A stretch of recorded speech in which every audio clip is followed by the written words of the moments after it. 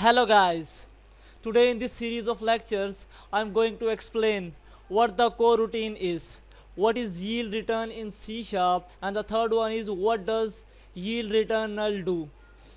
And I will explain all the aspects of coroutine with the help of practical example. Let's start. What the coroutine is. According to Unity manual, a coroutine is like a function that has the ability to pause execution and return control to Unity, but then to continue where it left off on the following frame. In C#, coroutine is declared like this: IEnumerator keywords and the function name and the yield return null statement. It is essentially a function declared with a return type of IEnumerator and with the yield return statement included somewhere in the body. The yield return null line is the point at which execution will pause.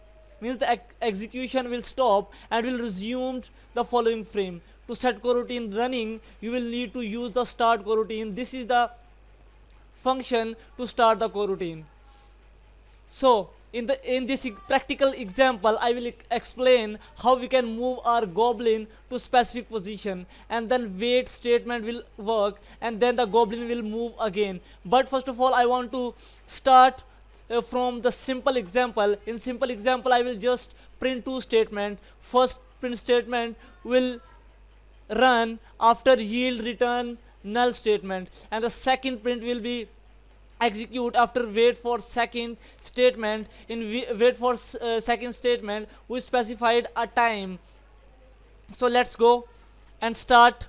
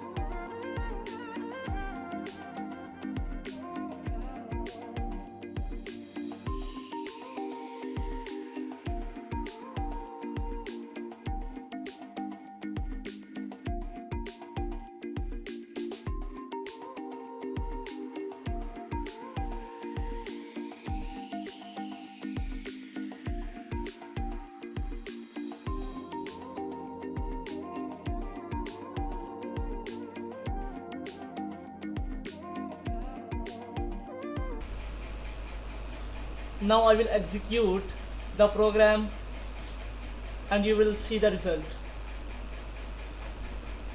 The yield return nothing is printed, and after 3 seconds the second print will be executed. You will see, hey, after 3 seconds it's executed. This is the difference between yield return null and wait for second. Now I am going to explain what does yield return null do. This yield has ability to resume execution all after all update function has been called on the next frame. And the second thing is yield return new wait for seconds, and this t is the specified time.